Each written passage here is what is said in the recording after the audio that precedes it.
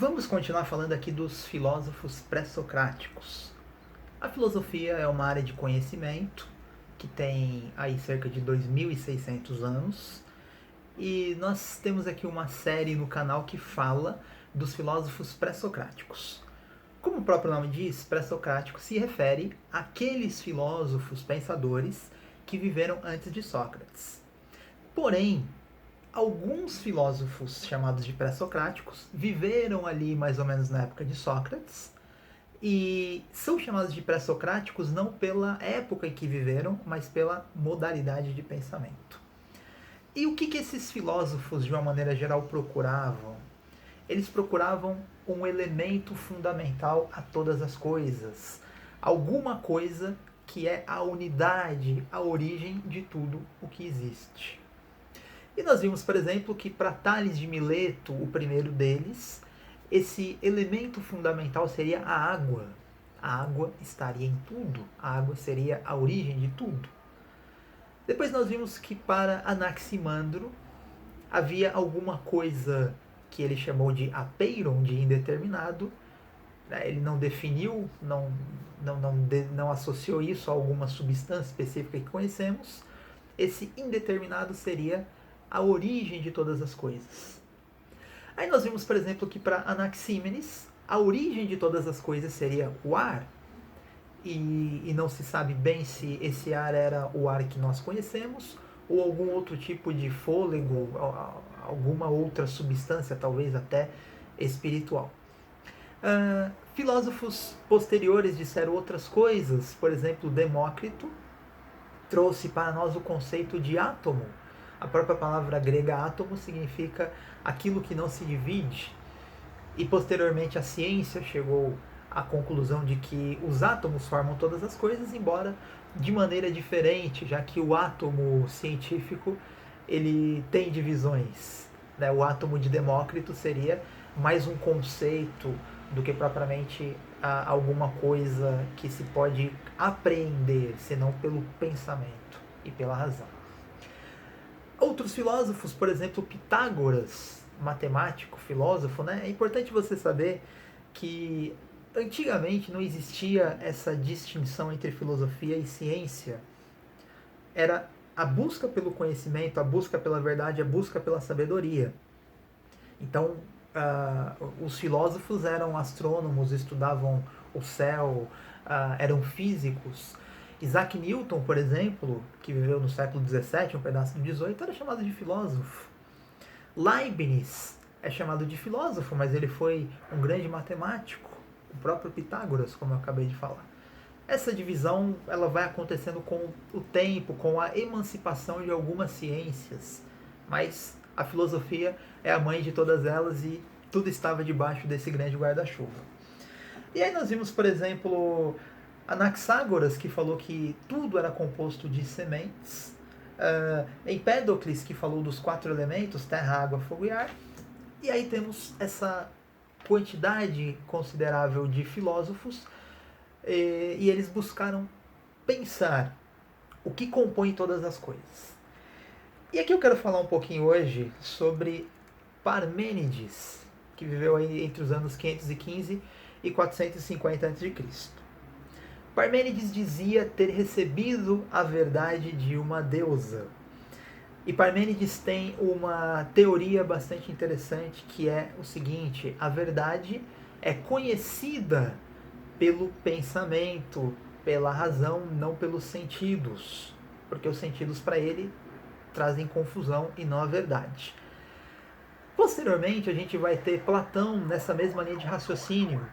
Se você ler o Fédon, a obra de Platão que trata da morte de Sócrates, você verá que Platão defende claramente essa ideia de que para nós buscarmos a verdade, nós temos que buscar nos libertar dos nossos sentidos. E alguns outros filósofos tiveram essa mesma percepção de que os sentidos são algo negativo. René Descartes, por exemplo, entendia que nós, ao olharmos de longe homens andando, nós, pelos sentidos, poderíamos achar que seria outra coisa, mas pela razão sabemos que eram seres humanos, pessoas. Já os filósofos empiristas vão ter uma opinião contrária, achando que o conhecimento ele não pode existir sem os sentidos. Quer dizer, pensadores como John Locke no século XVII, David Hume no XVIII, entenderam que toda a ideia que nós temos é formada a partir da nossa impressão, a partir do nosso contato com o mundo. Você enxerga, você ouve, você toca, você sente, e a partir disso as ideias são formadas. São pensamentos bem diferentes. O nosso ilustre Parmênides ele falou de dois caminhos, né? O caminho da verdade e o da opinião. A verdade é aquilo que é e a opinião é o caminho das ilusões. Independentemente do que o Parmênides quis dizer, nós podemos ter uma reflexão muito interessante a partir disso, que é o seguinte: opinião todos nós temos, todos nós achamos alguma coisa. Só que o verdadeiro conhecimento dá trabalho. Você entender como uma coisa funciona, o que quer que seja, você precisa se dedicar a pensar, estudar. Isso vale para quem acha que conhece filosofia, porque viu alguma coisa na internet, não estudou um autor, acha que conhece, ouviu falar que Rousseau disse isso, ele acha que conhece o que Rousseau pensou. E na verdade, quando você vai estudar um pensador, um filósofo, você vê que a realidade é muito mais complexa do que um videozinho de 5, 10 minutos pode nos dar a entender. Cada pensador tem uma complexidade, existem comentadores que se especializam neles por anos, décadas, e às vezes não chegam ao consenso. Então nós precisamos nos atentar a isso para não acharmos que ter lido um livro, ter assistido uma palestra, ter assistido um vídeo nos dá algum conhecimento de alguma coisa, senão alguma coisa muito breve e superficial. E aqui o Parmênides ele tem uma máxima, uma filosofia muito interessante que vai colocá-lo em lado oposto do nosso ilustre Heráclito. Se você se lembrar bem, o Heráclito é aquele filósofo que disse que a única verdade imutável é que tudo está em constante transformação. Quer dizer, tudo está num fluxo permanente. Nada as coisas estão sempre, nada é fixo, as coisas estão sempre mudando. Aquela máxima de que você não entra duas vezes no mesmo rio, porque você entrou uma vez, saiu, você entrou de novo, o rio já foi. E você também já mudou nesse meio tempo. E a máxima do Parmênides é a seguinte: o ser é e o não ser não é. Por isso não existe o tornar-se, porque o tornar-se seria o não ser. Como o não ser não é, se tornar seria impossível. Por isso que por Parmênides a criação seria impossível. A criação a partir do nada. Por quê? Porque o não ser geraria o ser. E o não ser não é, portanto o não ser não pode gerar coisa alguma. Esse conceito, a maioria de nós não pensa muito nisso, mas o mundo antigo, os gregos, por exemplo, eles tinham a concepção de um mundo eterno, de um mundo que sempre esteve ali. O Heráclito, inclusive, falou disso. Na nossa tradição cristã, nós cremos que Deus é o Criador. Eu pessoalmente creio que Deus é o Criador de tudo. Só que quando a gente fala de uma criação a partir do nada, é uma coisa complicada de se conceber. Porque do nada, nada se faz, já diz o ditado antigo.